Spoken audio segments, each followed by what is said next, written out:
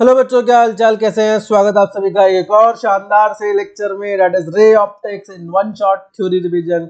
And इस lecture के अंदर हम लोग कवर करने जा रहे हैं कि आपके पास क्या क्या फॉर्मूलाज हैं रे ऑप्टिक्स के अंदर, कौन कौन से केसेस हैं, क्या आपको पढ़ना होना चाहिए, क्या नहीं पता होना चाहिए, क्योंकि ये है हमारी शानदार सी series that is need to know basis, that is #NTKB। तो बेटा इसके अंदर हमसे उतना ही बताते हैं जितना आपको जरूरत है, इससे ज्यादा आपको बताने की, पढ़ने की कोई आवश्यकता नहीं है। तो आई होप आप इस सीरीज को लाइक कर रहे होंगे, अच्छा लग रहा होगा। नहीं लग रहा होगा तो कोई बात नहीं, अच्छा लग रहा है तो और अच्छी बात है। सब तरीके से हम आपके साथ जुड़े हुए हैं। तो बेटा शुरुआत करते हैं बिना किसी बातचीत के with the first topic, that is reflection. अब क्या है रिफ्लेक्शन?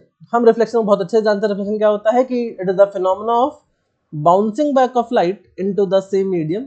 जिस मीडियम से लाइट आई थी उसी मीडियम में वापस चले जाना after striking with the surface separating the two mediums. अगर एक ऐसे कोई सरफेस है जो दो मीडियम को सेपरेट कर रहा है, इट्स अ सरफेस जो दो मीडियम को सेपरेट कर रहा है, एंड लेट्स से कि कोई लाइट रे यहाँ पर ऐसे आके गिरी एंड टकराने के बाद लाइट रे जो है वो वापस चली जाती है सेम मीडियम के अंदर, जिस मीडियम में आई थी उसी मीडियम में वापस चली जाती है। तो इस फिनोमेना को हम लोग कहते हैं रिफ्लेक्शन। अब रिफ्लेक्शन जो है वो दो तरीके होते हैं, that is regular and irregular reflection. तो रेगुलर सरफेस वो होते हैं जहां पे हमारे पास जो सरफेस की इरेगुलरिटीज होती है वो वेवलेंथ के एकदम कंपैरेबल होती है, बराबर सी होती है। क्योंकि भाई अगर हम रेगुलर रिफ्लेक्शन जो है अगर आप देखेंगे तो सरफेस कोई सा भी होता है वो आपका एकदम कंप्लीट स्ट्रेट नहीं होता है, उसमें कुछ ना कुछ क्या होती है, इरेगुलरिटीज होती हैं। तो जब यहाँ पे ऐसे पैरेलल लाइट रे जैसे गिरती है इस सरफेस के ऊपर, जब पैरेलल लाइट रे जैसे गिरती हैं, ऑल्दो आपको दिख नहीं रहा होगा ये पैरेलल है, बट लेकिन हम मान लो हाँ पैरेलल है ना। सो अगर ये ऐसा लग रहा है तो लाइट जो आने के बाद जाएगी, टकराने के बाद जाएगी, तब वो भी क्या होगी, एक दूसरे के साथ पैरेलल ही होगी। तो पैरेलल आई थी, पैरेलल चली गई, तो ऐसे रिफ्लेक्शन को हम लोग कहते हैं रेगुलर रिफ्लेक्शन, जहां पे साइज ऑफ द इरेगुलरिटीज जो है वो वेवलेंथ से क्या होती है, छोटी होती है। ठीक है, तो साइज ऑफ इरेगुलरिटीज यानी कि सरफेस के ऊपर जो इरेगुलरिटीज है वो लेस देन है बेटा वेवलेंथ से, है ना, बहुत छोटी है। तो हमें लगेगा कि वो स्मूथ सरफेस है, स्मूथ सरफेस है तो हमारे पास पैरेलल आई थी तो पैरेलल चली जाएगी। लेकिन इररेगुलर रिफ्लेक्शन क्या होता है फिर? जहां पे सरफेस की इरेगुलरिटी जो होती है वो बड़ी होती है, कंपैरेबल होती है। एंड नाउ अब लाइट रे अगर पैरेलल आ रही है, आ तो पैरेलल रही है, लेकिन अगर इरेगुलरिटी की सरफेस इतना इरेगुलरिटी बड़ी है तो सबके लिए नॉर्मल सेम नहीं होगा, सबकी जो नॉर्मल होगी बेटा वो डिफरेंट होगी। ठीक है, तो अगर लेट से कि इस पे नॉर्मल की बात करता हूँ तो इस पे लेट से नॉर्मल यहाँ होगी, है ना, इस पे नॉर्मल कुछ इस तरीके से होगी, है ना, एंड इस पे नॉर्मल कुछ इस तरीके से होगी। तो according to the laws of reflection follow करते हुए ये लोग यहाँ से ऐसे वापस जाएंगे इस तरीके से। तो आए भले ही थे पैरेलल लेकिन जाएंगे पैरेलल नहीं, और यही रिस्पॉन्सिबल है हमारे किसके लिए, for complete 360 degree view of the object. तो to see the complete, to see the object completely, यही हमारा रिस्पॉन्सिबल है। कौन सा? Irregular reflection. और यहाँ पे जो साइज ऑफ इरेगुलरिटीज है वो वेवलेंथ से क्या हो जाती है, बड़ी हो जाती है। ठीक है, दोनों के अंदर लॉज ऑफ रिफ्लेक्शन है followed. So laws of reflection are followed in both reflections। दोनों रिफ्लेक्शन के अंदर हमारा जो लॉज ऑफ रिफ्लेक्शंस है वो क्या रहेंगे बेटा, फॉलो होंगे। ऐसा नहीं है कि भाई इरेगुलर है तो वहां पे लॉज ऑफ रिफ्लेक्शन फॉलो नहीं होगा।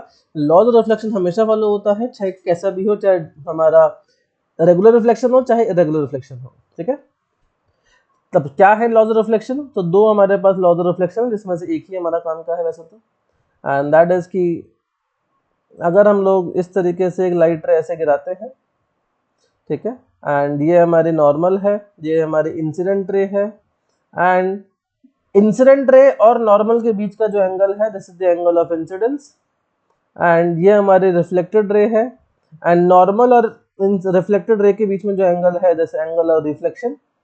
तो फर्स्ट लॉ हमारा कहता है कि angle of incidence is equal to angle of reflection, and second law कहता है कि भाई incident ray reflected ray and normal all lie in a same plane। मुझे पता है कुछ जैसे मैंने लिखना चालू करा होगा ये आज लोगों ने स्किप मारा होगा बहुत तगड़ा से क्योंकि आपको लगा होता ये तो हमें आता है सर, हम आगे बढ़ जाते हैं इसलिए फटाफट से। तो अच्छी बात है बेटा, आता है तो। Incident ray, reflected and the normal all lie in a same plane at the point of incidence, at the point of incidence। ठीक है, चलिए आगे बढ़ते हैं।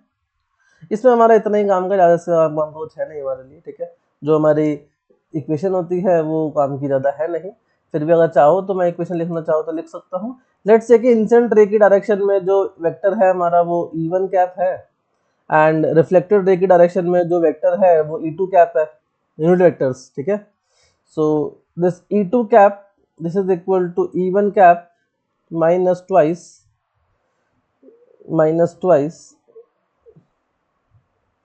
E1 cap dot n cap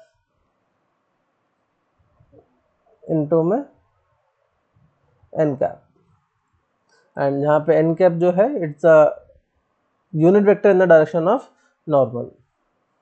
ठीक है, तो एक ऐसा सा एक छोटा सा एक इक्वेशन है जो आपके कभी काम आ गई तो अच्छी बात है, क्योंकि आपकी बात जेई में आई थी तो भाई हो सकता है कि उनको मन करता है नीट में डालने का तो डाल दें। ठीक है, चलिए आगे बढ़ते हैं। अब हम लोग मिरर के रिस्पेक्ट में बात करेंगे कि भाई मिरर के साथ साथ क्या हो रहा है। तो मिरर के रिस्पेक्ट में बात कर लेते हैं, तो डेविएशन फाइंड करेंगे। सो लेट्स से कि अगर हमारे पास इस तरीके से ऐसा कोई मिरर है एंड ये हमारे पास ऐसे नॉर्मल है, एंड लेट्स से कि एक लाइट रे ऐसे इंसिडेंट हुई, तो टकराने के बाद लाइट रे तो ऐसे जाएगी। लेकिन अगर मानो कि ये मिरर नहीं होता, तो ये लाइट रे जो है वो ऐसे निकल जाती।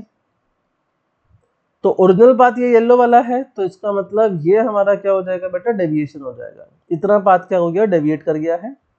अगर ये एंगल ऑफ इंसिडेंस आई होगा तो एंगुलर रिफ्लेक्शन भी आई होगा, and we can say this delta deviation plus I ये हमारा किसके बराबर होगा, 180 डिग्री के। तो डेविएशन यहाँ से कितना आ जाएगा, डेट इज 180 माइनस 2y। तो एक सिंगल मिरर से जो डेविएशन आया है वो कितना आया बेटा, 180 डिग्री माइनस 2y। ठीक है, ऐसे ही अगर हमारे पास लेट से दो मिरर्स होते, ऐसे ही लेट से हमारे पास दो मिरर होते इस तरीके से, and this angle is theta.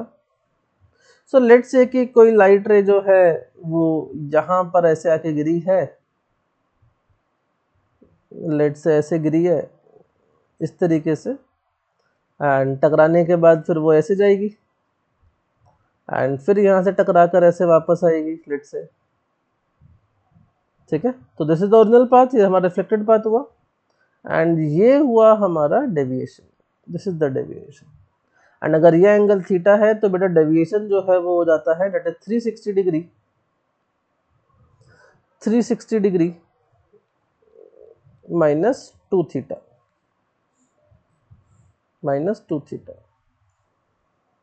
where theta is the angle between the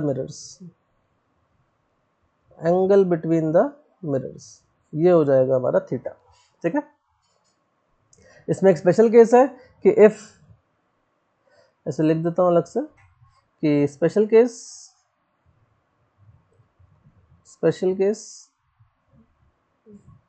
if theta is equal to 60 degree and incident ray is parallel to one mirror, अगर वो एक मिरर के पैरेलल है, then after two successive reflection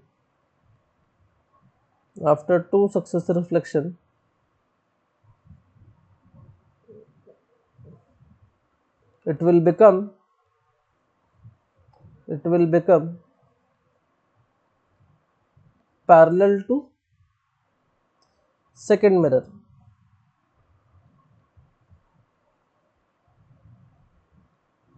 ठीक है, अगर एक mirror के साथ वो पैरेलल आई थी, तो टकराने के आफ्टर सेकंड रिफ्लेक्शन क्या होगा, वो दूसरे मिरर के साथ क्या हो जाएगी, पैरेलल हो जाएगी, ठीक है, समथिंग लाइक दिस। सो अगर लेट से ये दो मिरर्स है हमारे पास 60 डिग्री पे एंड लाइट रे लेट से ऐसे पैरेलल आई है इसके, तो टकराने के बाद लाइट रे जो है, टकराने के बाद लाइट रे जो है पैरेलल हो जाएगी इसके, ठीक है। चलिए आगे बढ़ते हैं। Next we have the effect of rotation. Rotation का क्या इफेक्ट पड़ता है भाई, effect of rotation. So let say कि ये हमारे पास एक मिरर है, ये हमारे पास ऐसे नॉर्मल है एंड ये आपने इंसिडेंट लाइट रे ऐसे गिराई, तो रिफ्लेक्टेड लाइट रे जो है वो ये होगी। एंड नाउ अगर आप इस मिरर को थीटा एंगल रोटेट करेंगे तो ये जो है वो कितना रोटेट करेगा, 2 थीटा, सेम सेंस में, ठीक है। सो अगर आपने इस मिरर को रोटेट किया है थीटा एंगल से, अगर इंसिडेंट रे को फिक्स करते हैं रिफ्लेक्टेड और प्लेन मिरर को रोटेट करते हैं लेट से अल्फा एंगल से, तो जो हमारी रिफ्लेक्टेड रे है वो कितना एंगल से रोटेट करेगी बेटा, 2 अल्फा से रोटेट करेगी। तो अगर ये थीटा से रोटेट करेगा तो ये कितने से रोटेट करेगा, 2 थीटा से, ठीक है, सिंपल। सेकेंड, अगर आप लोग कहते हैं कि भाई सर एक काम करते हैं, हम मिरर को फिक्स रखते हैं, हम लोग मिरर को फिक्स रखते हैं और यहाँ से हमारे पास जो इंसिडेंट लाइट है, इंसिडेंट लाइट है, इसको अगर मैं लेट से अल्फा रोटेट करता हूँ तो जो रिफ्लेक्टेड रे है वो भी अल्फा रोटेट करेगी लेकिन अपोजिट सेंस में। तो अगर लेट से इंसिडेंट रे जो है वो अल्फा घूमी है लेट से कैसे, क्लॉकवाइज, तो जो हमारी रिफ्लेक्टेड रे है वो अल्फा घूमेगी कैसे, एंटी क्लॉकवाइज, ठीक है। तो this is the example of, this is the case, 2 cases of rotation, ठीक है, क्लियर है। चलिए आगे बढ़ते हैं। Image formation by the plane mirror. Plane mirror कैसे इमेज फॉर्म करता है, तो भाई प्लेन मिरर हमारी बहुत अच्छी इमेज फॉर्म करता है, वर्चुअल इमेज फॉर्म करता है अगर रियल ऑब्जेक्ट है तो, एंड वर्चुअल ऑब्जेक्ट है तो उसकी रियल इमेज। सो लेट से कि यहाँ पर हमारे पास ऐसा ऑब्जेक्ट था, ये ऐसे टकरा के लाइट गई, फिर ऐसे यहाँ से एक लाइट गई, फिर यहाँ से ऐसे वापस गई, अब बीच पीछे तो जाएगी नहीं, तो हम इससे क्या करते हैं, इसको एक्सटेंड करते हैं, एंड जब इसको एक्सटेंड करते हैं तो यहाँ बन जाती है इमेज। तो जितना हमारा ऑब्जेक्ट डिस्टेंस होता है उतना ही हमारा क्या होता है, इमेज डिस्टेंस होता है। तो क्या क्या बातें इसके बारे में लिखनी है कि ऑब्जेक्ट डिस्टेंस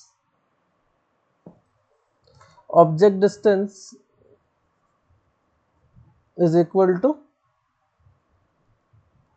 इमेज डिस्टेंस, पहली चीज। सेकंड, इमेज फॉर्म जो हो रही है, image form is of same size. अगर आप 4 फुटिया हैं तो आप मिरर में भी 4 फुटिया ही दिखाई देंगे, है ना। तो इज ऑफ सेम साइज, जो साइज हमारा ऑब्जेक्ट का है वही हमारा किसका रहेगा, इमेज का रहेगा। लेटरली इन्वर्टेड इमेज होती है। लेटरली इन्वर्टेड का मतलब है कि अगर आप अपना रियल आप जो है अगर अपना राइट हैंड उठाएंगे तो इमेज में आपको मिरर के अंदर आपको लगेगा कि आप उसका लेफ्ट हैंड उठा रहे हैं, तो लेटरली इन्वर्टेड यानी कि right appears left, left appears right, ठीक है। And third is erect image बनती है। इरेक्ट इमेज बनती है, सीधे हैं तो सीधे ही दिखाई देंगे, उल्टा नहीं दिखाई देगा, ठीक है, क्लियर है। चलिए तो इसके हिसाब से जो मैग्निफिकेशन है, मैग्निफिकेशन वो क्या हो जाएगी बेटा, 1 हो जाएगी, मैग्निफिकेशन इज 1, ठीक है। उसका जो मॉड है बेसिकली, क्योंकि अगर मैं फिर आप वर्चुअल ऑब्जेक्ट रियल ऑब्जेक्ट में घुस जाओगे तो अलग बातें हो जाएंगी, तो मॉड जो मैग्निफिकेशन का जो मैग्नीट्यूड रहेगा वो क्या रहेगा, 1 रहेगा, ठीक है, क्लियर है भाई। चलिए आगे बढ़ते हैं। फील्ड ऑफ व्यू क्या होता है, भाई फील्ड ऑफ व्यू होता है कि लेट से कि यहाँ पर हमारे पास एक ऐसा मिरर है एंड यहाँ पर हमारे पास एक ऑब्जेक्ट है। अब जहाँ जहाँ टकरा कर लाइट रे पहुँच रही होगी वहीं से तो आप इसको इमेज को देख पाएंगे। तो लेट से टकराने के बाद लाइट रे ऐसे जा रही है, यहाँ टकराई, यहाँ से टकराने के बाद ऐसे गई। तो अब आप इस रीजन में, इस पूरे रीजन में अगर आप कहीं भी खड़े होंगे, इस पूरे रीजन में कहीं भी खड़े होंगे, तो ये हो जाएगा हमारा field of view of image. ठीक है, यानी कि इस रीजन में आप कहीं भी खड़े हो जाएंगे तो आपको क्या है, इस ऑब्जेक्ट की इमेज जो है मिरर में दिखाई दे रही होगी। ठीक है, तो what is field of view? It is the region, it's the region और in space from where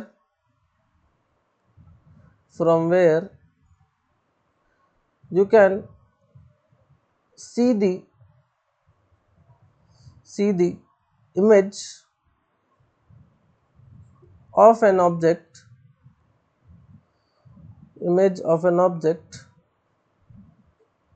kept in front of a mirror।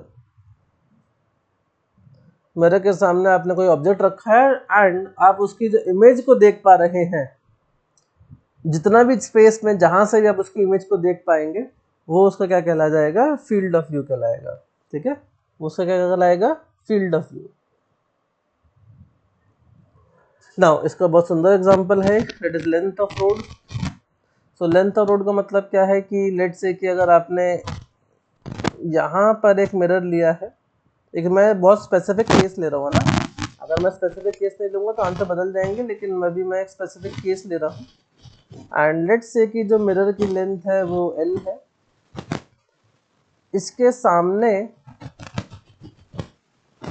एक ऑब्जेक्ट रखा है, उसकी कितने डिस्टेंस पर? L डिस्टेंस पर, एंड इस ऑब्जेक्ट से L डिस्टेंस पर ही क्या है? एक रोड है।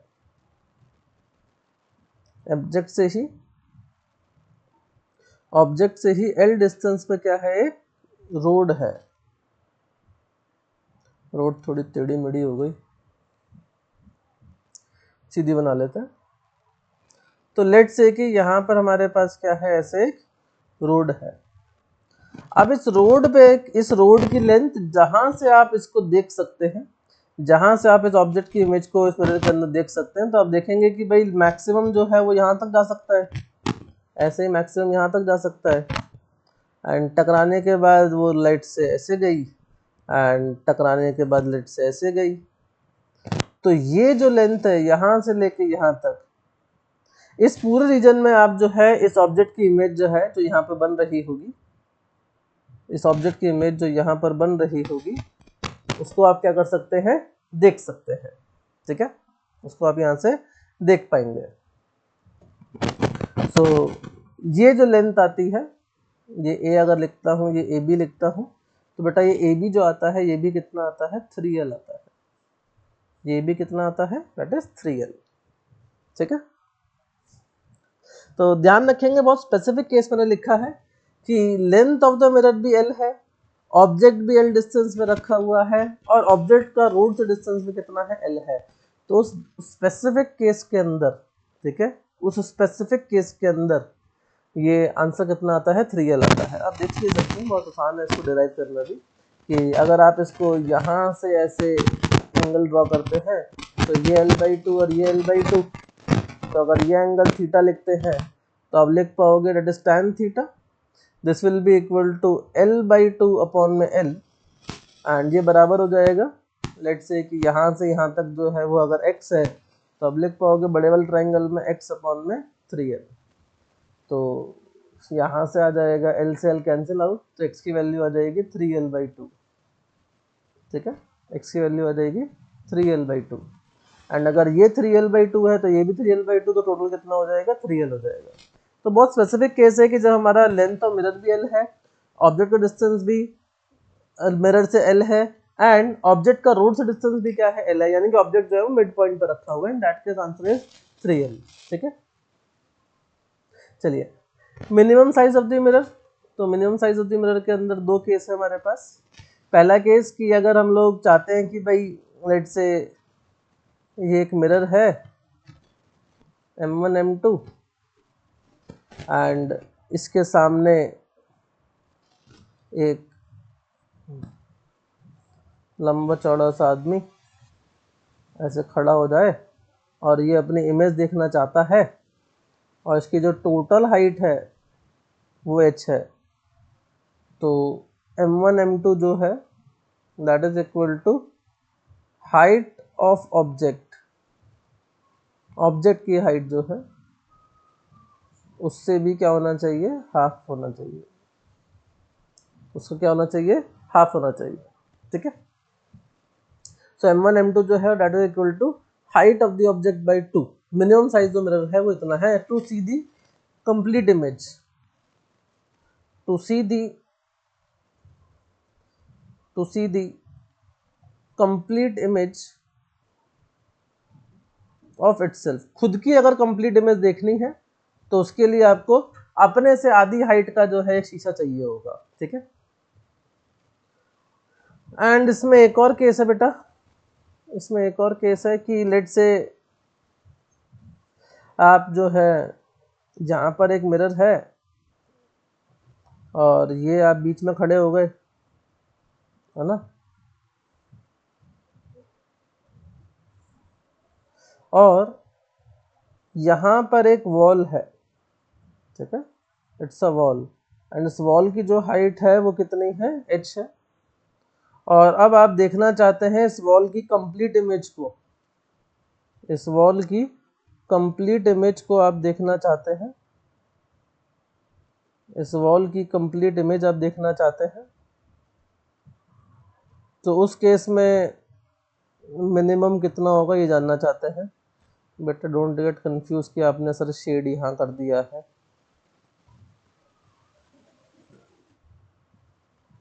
ठीक है, इस तरीके से। तो उस केस में जो मिनिमम हाइट होती है, जो minimum size of the mirror चाहिए होता है, so M1 M2 this is equal to h/3। so this is the case to see the complete image, to see the complete image of wall behind the observer, observer के पीछे एक wall है जिसकी height h है और उसको वो एक मिरर में देखना चाहता है, तो उस मिरर की हाइट कितनी होनी चाहिए, दैट इज h/3। ठीक है, नेक्स्ट इज क्लॉक प्रॉब्लम, घड़ी की समस्या, समय की घटना, समय की प्रॉब्लम। एंड समय की प्रॉब्लम के हिसाब से आप देख सकते हैं कि लेट से कि अगर ये हमारे पास कोई घड़ी है एंड लेट से आप यहाँ पे एक मिरर लगा देते हैं, तो ऑब्वियस सी बात है कि भाई जब आप इसको घड़ी को साइन मिरर में देख रहे होंगे तो ये वाली सुई जो है ऐसे दिख रही होगी और ये वाली वर्टिकल वाली ऐसे दिख रही होगी। तो इसका मतलब क्या है कि जो 3 बज रहे थे उसमें 9 बज गए, है ना।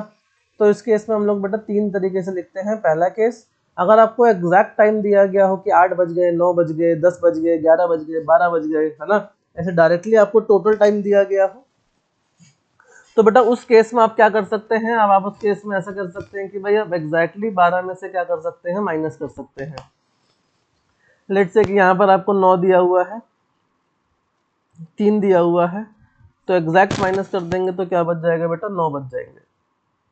ठीक है, हो सकता है कि आपको टाइम जो है वो ऐसा मिनट्स वगैरह में दे रखा हो, तो अगर आपको मिनट्स में दे रखा हो तो आप उसमें क्या करेंगे, लेट्स से 11:59 11:60 में से आप क्या करेंगे बेटा, माइनस करेंगे, जो विल सब्ट्रैक्ट फ्रॉम 11:60, क्योंकि 11:60 इज नथिंग बट 12, है ना। सो अब जो भी आपको टाइम दे रखा होगा, लेट्स से आपको टाइम दे रखा है 8:40 दिया हुआ है, तो माइनस कर दोगे तो ये आ जाएगा 20 और ये आ जाएगा 3, तो 3:20 बज रहे होंगे। ऐसे ही अगर आपको पूरा टाइम दिया गया हो, यानी कि सेकंड्स भी दिए गए हों, तो 11:59 60 में से आप उस टाइम को माइनस कर देंगे, तो लेट्स से कि आपको टाइम दिया गया था 3:50 और 23 सेकंड, ऐसा कुछ दिया गया है, तो उसको माइनस कर दीजिए, तो 60 में 23 गए तो ये आ जाएगा 37, एंड इधर से 59 में से 50 गए तो आ जाएगा 9, एंड 11 में से 3 गए तो आ जाएगा 8। इस तरीके से तो ये आपको टाइम वहां पर दिखाई दे रहा होगा। ठीक है, तो बस आपको कुछ नहीं करना है, जो भी आपको जिस भी फॉर्मेट में टाइम दिया गया होगा, अगर कंप्लीट एग्जैक्ट दिया गया है तो इसमें से मिनट्स के साथ दिया गया है तो इसमें से माइनस कर दीजिए, एंड अगर आपको सेकंड के साथ भी दिया गया है तो इसमें से माइनस कर दीजिए। ठीक है, चलिए आगे बढ़ते हैं। नंबर ऑफ इमेजेस, तो बेटा नंबर ऑफ इमेजेस के बहुत सिंपल से 2-4 फॉर्मूले हैं कि पहला केस, अगर हमारे पास पैरेलल मिरर हो, तो पैरेलल मिरर के केस में क्या होता है, पैरेलल मिरर के केस में बेटा इनफाइनाइट इमेजेस बनती हैं। कितनी इमेज बनती हैं? इनफाइनाइट इमेज बनती हैं, इनफाइनाइट इमेज बनती हैं। एक की इमेज दूसरे के लिए ऑब्जेक्ट का काम करते, एक की इमेज दूसरे के लिए क्या करती जाती है, काम करती जाती है ऑब्जेक्ट का। ठीक है, तो it's a infinite image. Second, अगर हमारे पास दो परपेंडिकुलर मिरर हो तो और ऑब्जेक्ट यहाँ पे रखा हुआ हो, तो बेटा यहाँ पर हमारे पास 3 इमेज बनती हैं, 3 इमेज बनती हैं। ठीक है, and they lie on a circle, and they lie on a circle, वो एक सर्कल पे लाई करते हैं। X square plus y square is equal to a square plus b square, अगर इसके कोऑर्डिनेट्स a, b थे तो। ठीक है, अगर हमारे पास 3 म्यूचुअली परपेंडिकुलर मिरर्स हैं, जैसे कि अगर आप एक कमरे की एक कॉर्नर को जो बनाने वाले 3 फेसेस हैं, उन तीनों को मिरर बना दीजिए, तो उस केस में तो यहाँ पर जो नंबर ऑफ इमेज बनती हैं बेटा वो बनती हैं 7, जिसमें से 3 बनती हैं सिंगल रिफ्लेक्शन, 3 बनती हैं सिंगल रिफ्लेक्शन, 3 बनती हैं डबल रिफ्लेक्शन, यानी कि 2 मिरर से रिफ्लेक्शन होगा, लेट्स से M1 M2, फिर या फिर M2 M3 या फिर M3 M1, और एक बनती है बेटा ट्रिपल रिफ्लेक्शन, यानी कि पहले M1 पे गिरी, फिर M2 पे गिरी और फिर M3 पे गिरी, तब जाके इमेज बनाएगा। ठीक है, ये जो 3 इमेज बनती हैं इसमें से हमारी 2 बनती हैं बेटा सिंगल रिफ्लेक्शन, और एक बनती है इसमें से डबल रिफ्लेक्शन।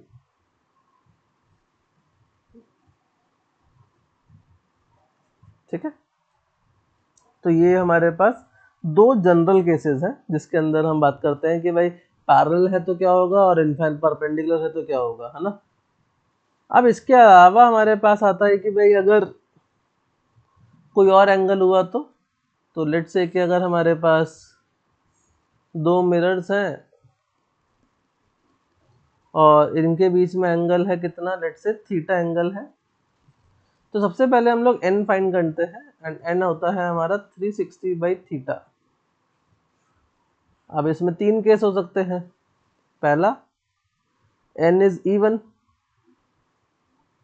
अगर n इवन हुआ तो सबसे आसान है कि भाई अगर n इवन हुआ तो नंबर ऑफ इमेज जो बनेंगी that is n-1, number of image जो बनेंगी दैट इज n-1। ठीक है, यानी कि लेट्स से एग्जांपल ले लेता हूँ एक, let's say theta is 60 degree, तो n की वैल्यू आएगी 360/60, तो दैट इज 6, तो नंबर ऑफ इमेज जो बनेंगी वो कितनी बनेंगी, 6-1 दैट इज 5। ठीक है, नेक्स्ट वी हैव इज कि अगर हमारा n ऑड हुआ तो अब हमारे पास 2 केस हो जाएंगे इसके अंदर भी, कि पहला ऑब्जेक्ट हमारा सिमेट्रिकली रखा हुआ है या फिर ऑब्जेक्ट हमारा अनसिमेट्रिकली रखा हुआ है। ठीक है, अगर सिमेट्रिकली रखा हुआ है तो नंबर ऑफ इमेज जो है वो इवन की तरह ही रहेंगी, दैट इज n-1, लेकिन अगर अनसिमेट्रिक रखा हुआ है तो नंबर ऑफ इमेज जो है उस केस में हो जाएंगी n के बराबर, ठीक है। एंड द लास्ट कि अगर n हमारा फ्रैक्शन में आ गया या डेसिमल में आ गया, तो एग्जांपल ले लेता हूं मैं कोई, लेट्स से n इज 7.2, तो नंबर ऑफ इमेज जो बनेगी that is greatest integer of 7.2 and that is 7। तो जो भी डेसिमल के बाद लिखा होगा उसको हटा देंगे, जो बच जाएगा वही आंसर हो जाएगा, तो 7 आ जाएगा, ठीक है। चलिए वेलोसिटी ऑफ इमेज, अब हमारे पास वेलोसिटी ऑफ इमेज के बारे में बात करनी है। तो लेट्स से कि हमारे पास ये एक मिरर है एंड ये ऑब्जेक्ट है। अगर ऑब्जेक्ट इसके साथ ऐसे मूव करे या मिरर ऐसे मूव करे, तो इनके बीच का जो डिस्टेंस है लेट्स से ये u, ये चेंज नहीं होगा। और अगर ये चेंज नहीं होगा तो बेटा जो इमेज का डिस्टेंस है मिरर से वो भी चेंज नहीं होगा। तो इस केस में क्या होगा कि velocity of object with respect to mirror will be equal to velocity of image with respect to mirror. जिस डायरेक्शन में जिस वेलोसिटी से ऑब्जेक्ट चल रहा होगा मिरर के रिस्पेक्ट में, उसी स्पीड से इमेज भी चल रही होगी मिरर के रिस्पेक्ट में, ठीक है। लेकिन अगर ऐसा हुआ कि अगर ऑब्जेक्ट जो है वो मिरर की तरफ जा रहा है इस तरीके से, तो भाई इमेज भी जो है मिरर की तरफ जाएगी। तो जितनी स्पीड से ये जा रहा होगा ऑब्जेक्ट, उतनी ही स्पीड से कौन जा रहा होगा, इमेज, सेम स्पीड से with respect to the mirror. तो velocity of object with respect to mirror is equal and opposite to velocity of image with respect to mirror। Mirror के रिस्पेक्ट में दोनों की वेलोसिटी क्या होंगी, इक्वल एंड अपोजिट होंगी, यानी कि अगर ऑब्जेक्ट राइट जा रहा होगा तो इमेज लेफ्ट जा रही होगी। तो यहाँ से इसको अगर हम ग्राउंड के रिस्पेक्ट में देखेंगे तो वेलोसिटी ऑफ इमेज हो जाती है twice velocity of mirror minus velocity of object. लेकिन बेटा कौन सी वेलोसिटीज है ये, जो मिरर के परपेंडिकुलर है, valid for velocities which are perpendicular to mirror, ठीक है। मिरर के जो परपेंडिकुलर है उसके लिए ये वैलिड है, ठीक है। चलिए आगे बढ़ते हैं।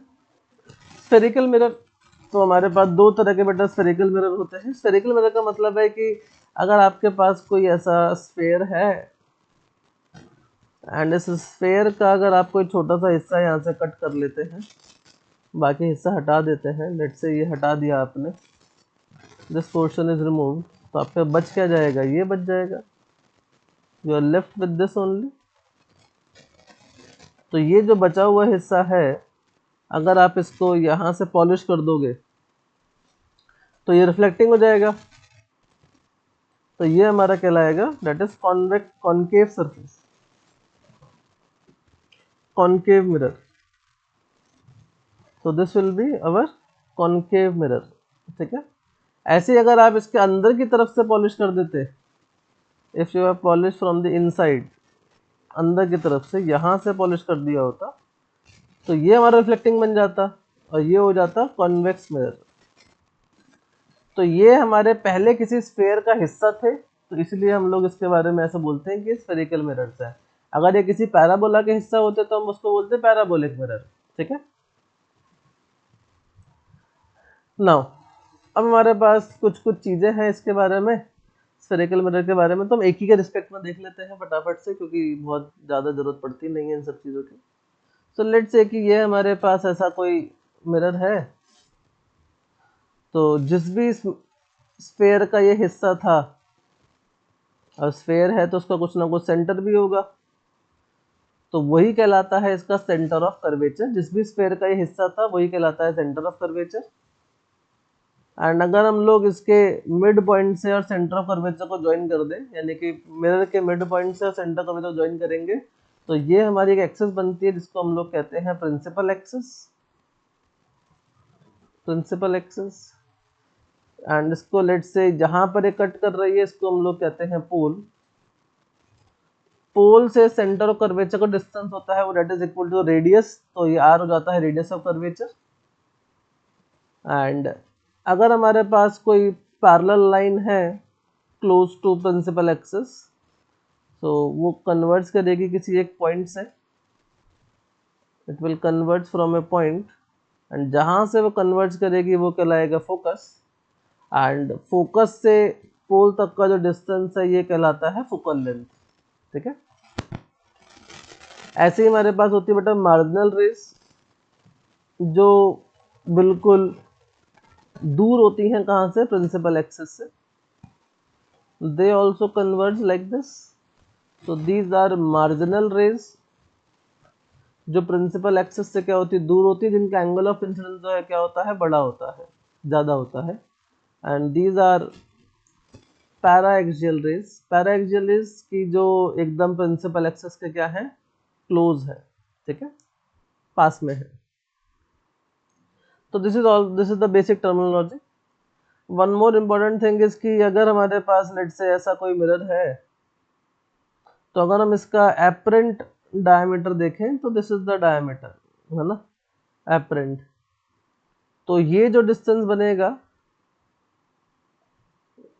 ये जो इसका डायमीटर बनेगा एपरेंट डायमीटर, ये जो बनेगा दिस इज डी। तो जो इंटेंसिटी ऑफ इमेज होगी, intensity of image, intensity of image this is proportional to D square, जहां पर ये डी जो है ये कहलाता है linear aperture, linear aperture, aperture of the mirror. ठीक है, तो इंटेंसिटी जो होती है बस लीनियर अपर्चर के स्क्वायर के क्या होती है, प्रोपोर्शन होती है। ठीक है, relation between f and r for a spherical mirror, तो भाई इनके बीच में कोई रिश्ता कहलाता है, एंड वो रिश्ता क्या कहलाता है वो देख लेते हैं। तो रिश्ता क्या कहलाता है भाई, अगर हमारे पास इससे कोई ऐसा कोई मिरर है एंड ऐसे कोई लाइट रे गिरी है जो जिसका एंगल ऑफ इंसिडेंस है थीटा, तो F is equal to R minus R by 2 sec theta. This is the relation between focal length, this is the relation between focal length and radius of curvature R। ठीक है, for paraxial rays, for paraxial rays theta is small, theta छोटा होता है, तो sec theta approximately 1 हो जाएगा, तो F is equal to R by 2। तो ये हम लोग बेसिकली सबसे ज़्यादा इस्तेमाल करते हैं, क्योंकि हमारे सिलेबस में यही है, पैराक्सियल रेज ही चलती है। लेकिन अगर आप देखेंगे तो F जो है वो थीटा पे डिपेंड कर रहा है, यानी कि अलग अलग एंगल ऑफ इंसिडेंस के लिए अलग अलग फोकल लेंथ आएगी। तो ये एक डिफेक्ट हो गया किसका, स्फेरिकल मिरर का, तो यही कहलाता है डिफेक्ट इन स्फेरिकल मिरर। तो what is the defect in spherical mirror, the inability, the inability of spherical mirror, the inability of spherical mirror to converge all the light rays, all the rays at a one point is known as spherical aberration। अलग अलग angle के लिए अलग अलग जगह पे क्या करेगा, फोकस करेगा, अलग अलग एंगल के लिए अलग अलग जगह पे क्या करेगा, फोकस करेगा। जिसका एंगल कुछ होगा उसको यहाँ पे मर्ज करेगा, जिसका लेट से यहाँ से है उसको ऐसे मर्ज करेगा, तो अलग अलग जगह पर क्या करेगा, फोकस करेगा। तो ये हमारी क्या है, इनेबिलिटी हो गई इसकी स्फेरिकल मिरर की। सो इसको ठीक कैसे कैसे जा सकता है, तो करेक्शन क्या क्या ऑप्शन है अपने पास। तो पहला करेक्शन का ऑप्शन है कि यूज पैराबोलिक मिरर, आप पैराबोलिक मिरर का इस्तेमाल कर सकते हैं, यूज पैराबोलिक मिरर, इनका इस्तेमाल कर सकते हैं। सेकेंड, यूज और restrict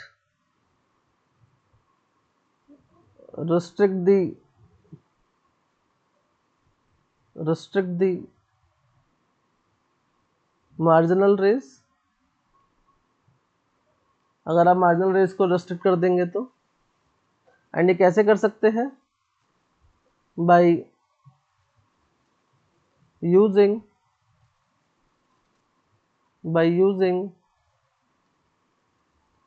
स्मॉल अपर्चर मिरर। अगर अपर्चर ही छोटा होगा तो ऑब्वियसली सारे पैरेलल रेज ऑटोमेटिकली क्या बन जाएंगी, पैराएक्सियल बन जाएंगी। तो उस केस में हम लोग क्या कह सकते हैं कि हमने मार्जिनल रेस को क्या कर दिया, रिस्ट्रिक्ट कर दिया है। ठीक है, चलिए रूल्स फॉर ड्राइंग द रे डायग्राम, कुछ डायग्राम बनाने के रूल्स है हमारे पास। सो सबसे पहला रूल कहलाता है कि अगर हमारे पास लाइट रे अगर प्रिंसिपल एक्सिस के पैरेलल आई है तो वो कहाँ से पास करेगी, फोकस से पास करेगी।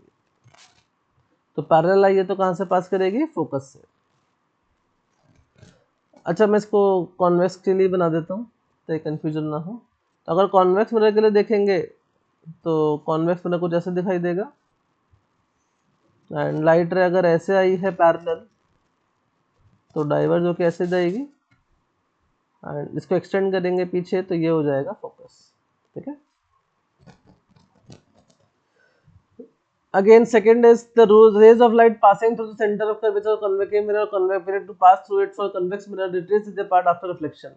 मतलब कि अगर हमारे पास लेट से इस तरीके से ऐसा कोई कॉनकेव मिरर है एंड लाइट रे जो है उसके सेंटर ऑफ कर्वेचर से आ रही है तो वापस आ जाएगी उसी पाथ पर, यानी कि पाथ को क्या करेगी, रिट्रेस करेगी। पाथ को क्या करेगी, रिट्रेस करेगी। ठीक है, एंड अगर ऐसे ही हम लोग इसके लिए बात करेंगे तो लेट से किसका सेंटर यहाँ पर अगर मानते हैं तो लाइट रे अगर ऐसे गिर रही है एंड इट इज अपीयरिंग कि वो सेंटर और कर्वेचर से आ रही है तो इसका मतलब वो अपना पाथ क्या कर लेगी, रिट्रेस कर लेगी, वापस चली जाएगी। ठीक है,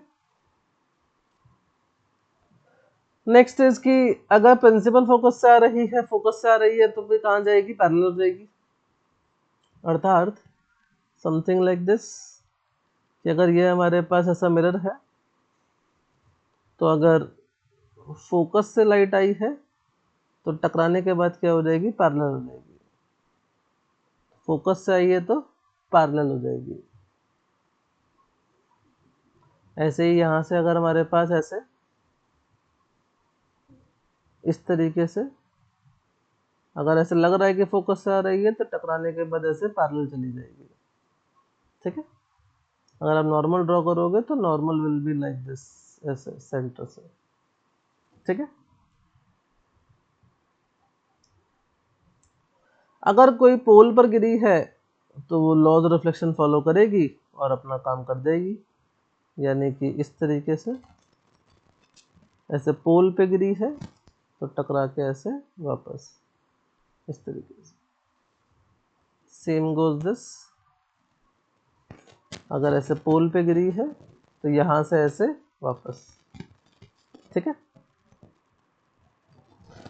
कुछ साइन कन्वेंशन है जो आपको फॉलो करने हैं व्हाइल सॉल्विंग द न्यूमेरिकल्स। तो पहला कि अगर कोई प्रिंसिपल एक्सिस के लॉन्ग डिस्टेंस मेजर कर रहे हैं तो सारे कहाँ से मेजर होंगे बेटा, पोल से मेजर होंगे। All the distances are measured from the pole. अगर आप along the principal axis measure कर रहे हैं, फॉर एग्जांपल अगर आपने कोई ऑब्जेक्ट यहाँ रखा हुआ है तो उसका डिस्टेंस जो है वो पोल से मेजर किया जाएगा इस तरीके से ऐसे। ठीक है, अगर आपके पास लेट से कोई इमेज बन रही है, लेट से कोई इमेज यहाँ बन रही है, ऐसे कोई इमेज बन रही है तो इस इमेज का डिस्टेंस भी हम कैसे मेजर करेंगे, from the pole like this.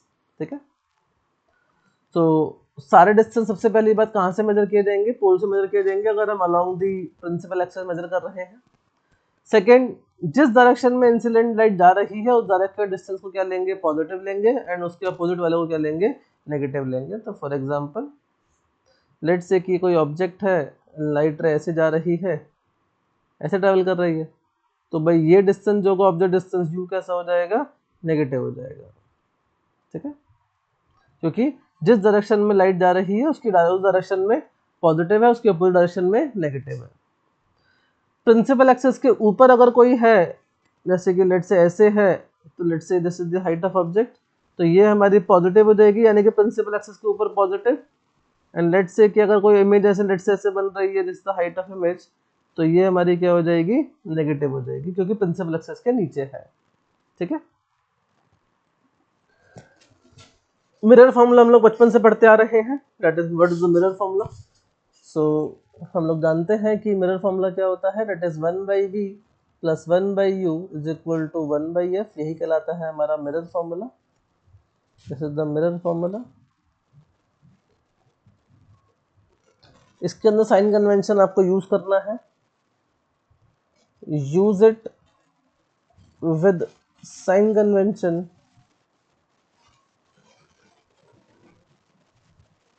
For known quantities. जो क्वांटिटी आपको नोन है उसका साइन आपको रखना है। जैसे कि अगर आपको लेट से यू और एफ का साइन, यू और एफ पता है, आप यू और एफ की वैल्यू रख रहे हैं, तो आपको यू और एफ का साइन रखना पड़ेगा। अगर आपको लेट से वी और यू पता है, तो आपको एफ का साइन रखना, आपको एफ का साइन नहीं रखना, आपको यू और वी का साइन रखना है सिर्फ। ठीक है, तो जो आपको नहीं पता है उसका साइन आपको नहीं रखना है, जो पता है उसका साइन आपको रखना है। ठीक है, this is very important.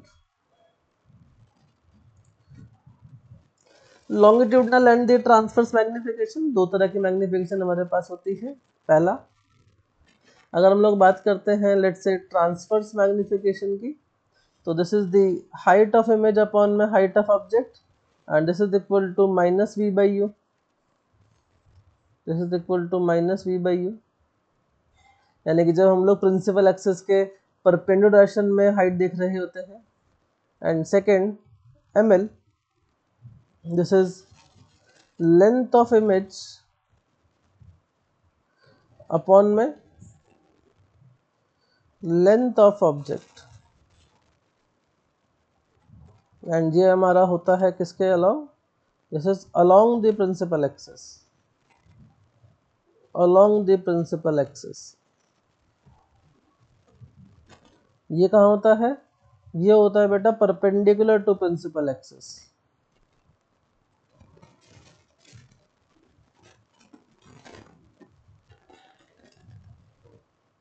For smaller objects, छोटे ऑब्जेक्ट्स के लिए, छोटे डिस्टेंसेस के लिए हमारा जो ml है, this is equal to mt square का ट्रांसवर्स का होल स्क्वायर है बेटा। ठीक है, अगर आपका ट्रांसवर्स मैग्निफिकेशन 1 है तो लॉन्गिट्यूडनल भी 1 हो जाएगा, लेकिन अगर ट्रांसवर्स मैग्निफिकेशन आपका 3 है तो लॉन्गिट्यूडनल 9 हो जाएगा। ठीक है, तो दिस इज वेरी इंपॉर्टेंट। आपके पास एक और दो फॉर्मूले और बनते हैं मैग्निफिकेशन के, that is magnification is minus v by u. ठीक है, तो आप इसको इन टर्म्स ऑफ एफ के टर्म में भी लिख सकते हैं। तो केस 1, सो लेट्स से क्या 1/u की वैल्यू लिखते हैं, तो 1/v plus 1/u is equal to 1/f। आप कहते हैं कि भाई यहाँ से 1/u की वैल्यू जो है वो हो जाएगी 1/f माइनस 1/v, तो ये आ जाएगा v माइनस एफ अपॉन में एफ वी। तो मैग्निफिकेशन जो है that will be equal to minus v by u, and 1/u की value is v minus f upon में एफ वी। तो बेटा v से v कैंसिल आउट हो जाएगा, तो m आ जाएगा, that is f minus v upon में f। This is the first relation in the form of f and v। ऐसे ही आप f एंड u के फॉर्म में भी निकाल सकते हो, तो आप लिख सकते हो second, that is 1/v, this is equal to 1/f minus 1/u, तो 1/v this is equal to uf, and यहाँ से आ जाएगा u माइनस एफ,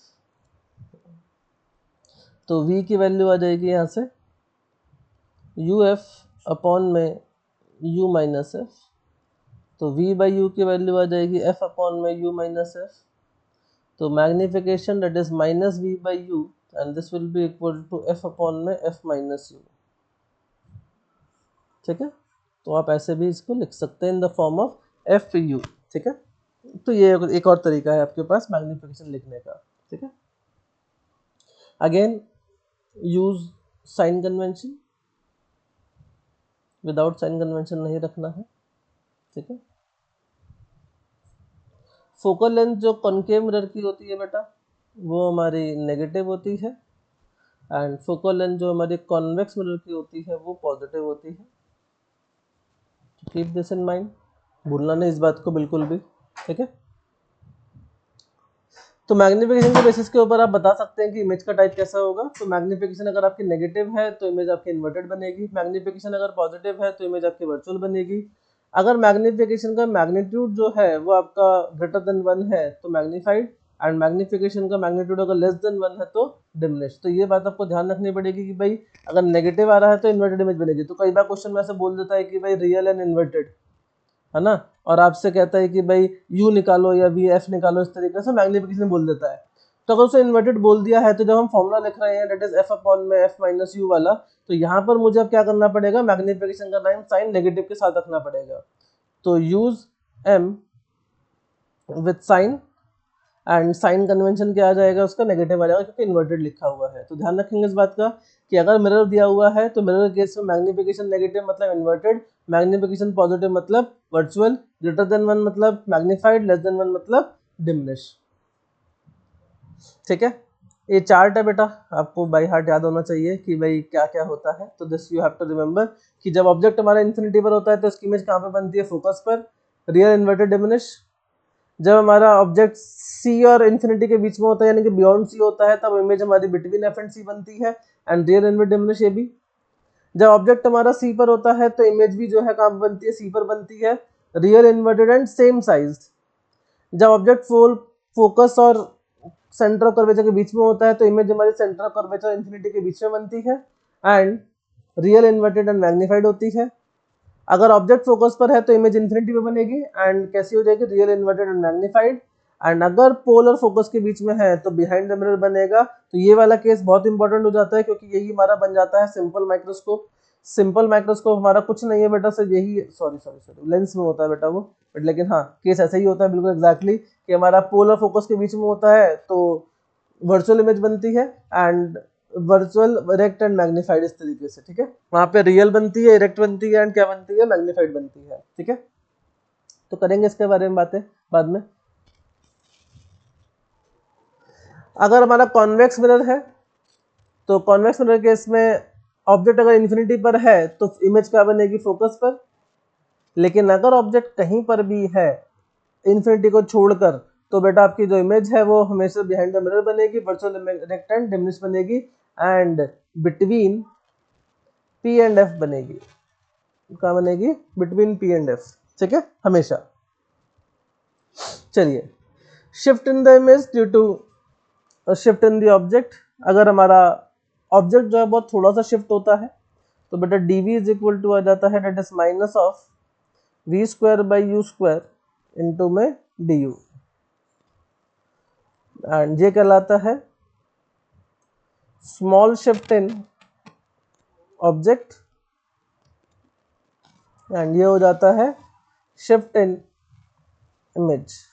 अगर बहुत थोड़ा सा चेंज आता है बेटा, बहुत थोड़ा सा शिफ्ट होता है तो आप उसको डायरेक्टली इससे इस्तेमाल कर सकते हैं। नेगेटिव का मतलब क्या है कि जिस डायरेक्शन में आपका ऑब्जेक्ट शिफ्ट है उसके अपोजिट डायरेक्शन में क्या होगा, इमेज शिफ्ट होगी, ठीक है। डायमीटर ऑफ द सन से में जब निकाल सकते हैं तो लेट्स से कि अगर हमारे पास ऐसा कोई सन है लेट्स से, एंड यहाँ पर हम लोग क्या करते हैं इस तरीके से, कैसे कॉनकेव मिरर रख देते हैं तो यहाँ से ऐसे लाइट रहेगी इस तरीके से, एंड ये बन जाएगा हमारा इमेज। सो लेट्स से कि इसका डायमीटर जो है वो लेट्स से d डैश है या स्मॉल d लिख देते हैं। So let's say this is small d, and इसका डायमीटर जो है वो कैपिटल D है, एंड लेट्स से ये जो डिस्टेंस है वो d डैश है, ठीक है, एंड ये डिस्टेंस हो जाएगा थीटा। तो आप लिख सॉरी ये हो जाएगा focus and this angle is theta. तो हम बोल पाएंगे that is d is equal to f theta, and this is the diameter of the sun's image. This is the diameter of sun's image, ठीक है। And अगर आपको distance भी निकालना पड़ जाता है तो capital D is equal to D dash into theta, आप ऐसे भी यूज कर सकते हैं इसको, है ना। एंड दोनों के से थीटा निकाल कर आप डिस्टेंस को भी क्या कर सकते हैं, इक्वेट कर सकते हैं, यानी कि D by D dash this is equal to D by f, इस तरीके से, जहाँ पे डी डैश हो जाएगा distance of sun from earth, ठीक है। चलिए बेटा कॉम्बिनेशन मिरर के अंदर कोई थ्योरी नहीं है, बट इट्स जस्ट दैट कि आपको बस क्या करना है, वहां पे आपको रियलाइज करके रखना है कि भाई कैसे क्या हो रहा है। फॉर एग्जांपल कि लेट्स से कि हमारे पास कोई ऐसा एक कॉन्वेक्स मिरर है, एंड ऐसा कोई कॉन्वेक्स मिरर है, एंड लेट्स से यहाँ पर आपके पास कोई ऐसा कॉनकेव मिरर है, एंड यहाँ पर कोई बीच में ऑब्जेक्ट है, तो let's say this is M1, this is M2, इस तरीके से। अब लाइट रे पहले अगर इसके पास गई, लेट्स से अगर आपने पहला रिफ्लेक्शन M1 पे लिया तो इसने कुछ इमेज बनाई होगी, इसने कुछ इमेज बनाई होगी लेट्स से कहीं यहाँ पर, एंड ये जो इमेज बनी होगी वो काम कर रही होगी इसका ऑब्जेक्ट का इसके लिए, ठीक है, वो काम कर रही होगी इसके लिए, ऑब्जेक्ट का काम कर रही होगी M2 के लिए। तो इतना ही दिमाग लगाना है आपको, बस आपको पहले एक बार M1 के लिए यूज करना है, फिर M2 के लिए यूज करना है, फिर उसके बाद आपको जो फाइनल रिजल्ट आएगा सॉल्व कर लेना है। तो इसकी कोई स्पेसिफिक थ्योरी नहीं है, ये केस टू केस विधि करेगा, इसलिए मैं इसकी कोई थ्योरी नहीं दे रहा हूँ। आपको हर एक स्पेसिफिक केस को इसको डिस्कस करना पड़ेगा, सोचना पड़ेगा, देखना पड़ेगा, ठीक है। तो ये आपको वाया प्रैक्टिस ही आएगा, ठीक है। तो जितने भी क्वेश्चन आपको कराए गए हैं, आप उतने जितने क्वेश्चन आप उनको प्रैक्टिस कर लीजिए, आपको ये सारे सवाल सॉल्व हो जाएंगे, ठीक है। चलिए ग्राफ की बात करते हैं बेटा। तो ग्राफ के लिए कॉनकेव मिरर, लेट्स से अगर हमारे पास है कॉनकेव मिरर, तो कॉनकेव मिरर के केस में क्या है कि भाई अगर हमारे पास लेट्स से इस तरीके से हमारे पास V और U का ग्राफ है, लेट्स से हमारे पास ऐसे V और U का ग्राफ है। सो अगर हम लोग यहाँ पे देखते हैं कि भाई कॉनकेव मिरर के लिए अगर ऐसे बनाते हैं, तो आपको एक काम करते हैं कि हम लोग दो लाइन ड्रॉ कर लेते हैं।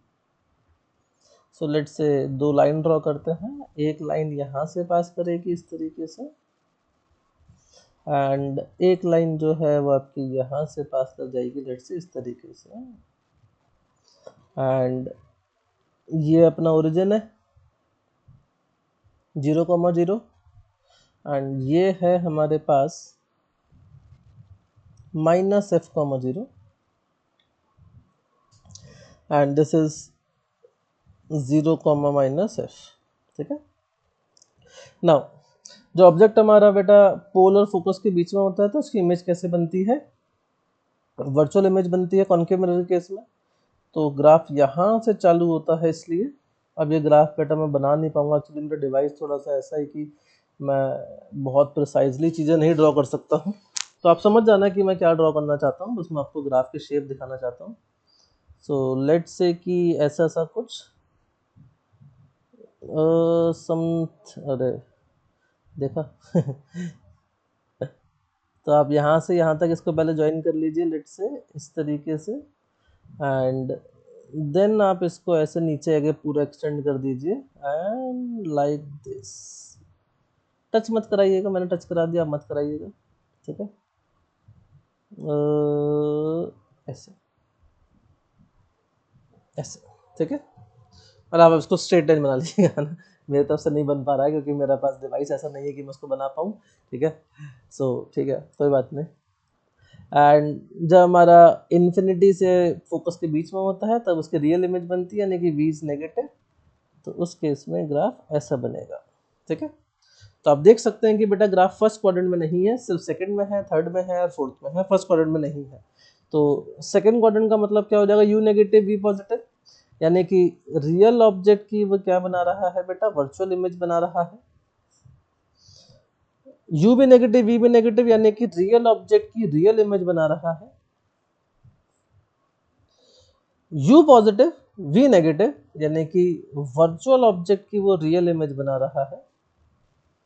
लेकिन अगर आप चेक करोगे बेटा फर्स्ट क्वाड्रेंट में कुछ नहीं है, यानी कि वर्चुअल ऑब्जेक्ट की वर्चुअल इमेज वो कभी नहीं बनाएगा इस तरीके से, ठीक है। तो वर्चुअल ऑब्जेक्ट की वर्चुअल इमेज कभी नहीं बनाएगा। ओके, चलिए ऐसे हम लोग ड्रॉ कर सकते हैं बेटा for the convex mirror, convex mirror, ठीक है।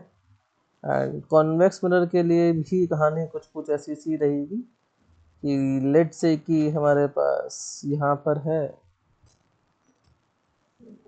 एंड ये यहाँ है।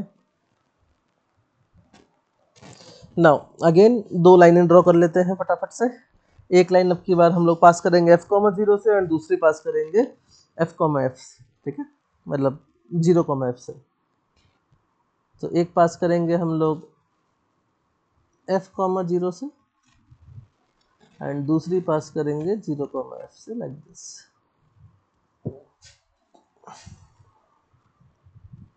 तो ये हमारे पास ओरिजिन,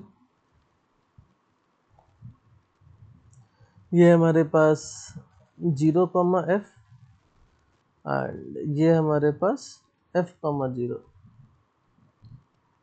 ठीक है।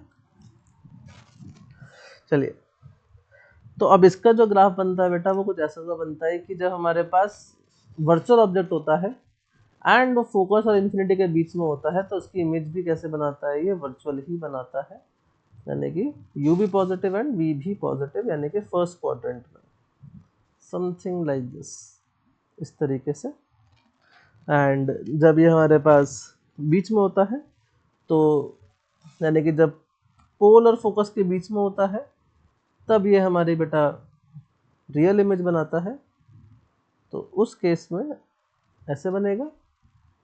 एंड जब ये हमारे पास उसकी बात करते हैं, रियल ऑब्जेक्ट की बात करते हैं, तो यही ग्राफ जो है एक्चुअल में कंटिन्यू किया जाता है इस तरीके से, ऐसे, ठीक है। ऐसे आप इसको चाहो तो पूरा मिला सकते हैं, मैं कोशिश करता हूँ अगर मैं मिला पाया तो। वैसे मेरा अगेन डिवाइस का लिमिटेशन, मज़ा नहीं आया, बिल्कुल नहीं आया। उल्टा चला के देखो, ये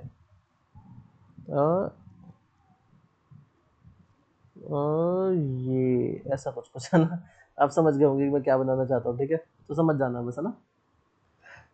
चलिए बात करते हैं अब यहाँ पे, ये सेकंड फर्स्ट क्वाड्रेंट में ग्राफ जा रहा है, यानी कि फर्स्ट क्वाड्रेंट का मतलब है कि वर्चुअल ऑब्जेक्ट की वर्चुअल इमेज बना रहा है, बिल्कुल सही है। यहाँ पर अगर आप देखोगे तो u नेगेटिव है, ये हमारा v है, ये हमारा u है, u नेगेटिव है v पॉजिटिव है, यानी कि रियल ऑब्जेक्ट की वो क्या बना रहा है बेटा, वर्चुअल इमेज बना रहा है, जो कि हम जानते भी हैं। एंड यहाँ पर देखोगे तो u पॉजिटिव है v नेगेटिव है, यानी कि हमारे वर्चुअल ऑब्जेक्ट की ये रियल इमेज भी बना रहा है।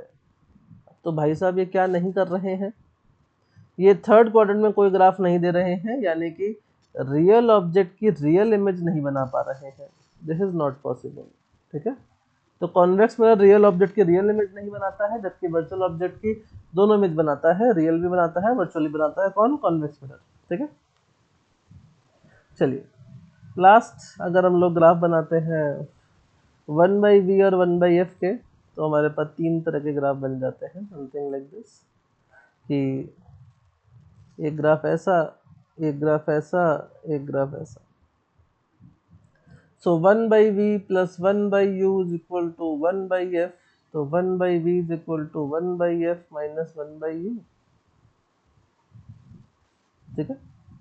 नाउ अब हम जानते हैं कि भाई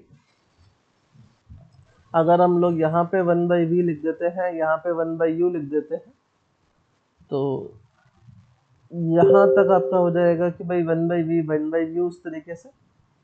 एंड नाउ अगर आप देखेंगे for concave mirror focal length is negative, for convex mirror focal length is positive. तो अगर मैं साइन रख देता हूँ तो बेटा जो 1/f का साइन अगर रख दूंगा तो कॉनकेव मिरर के लिए जो हमारा इंटरसेप्ट हो जाएगा वो कैसा हो जाएगा, that will B negative. Convex mirror के लिए पॉजिटिव हो जाएगा। एंड प्लेन मिरर की जो फोकल लेंथ होती है, प्लेन मिरर की जो फोकल लेंथ होती है दैट इज इनफाइनाइट, ठीक है, and something by infinity is 0.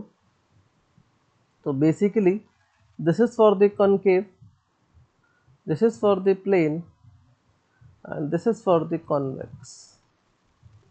ठीक है,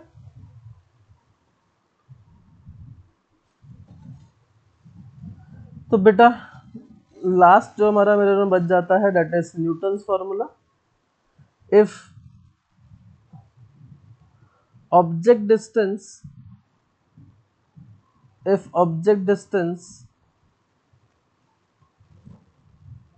from focus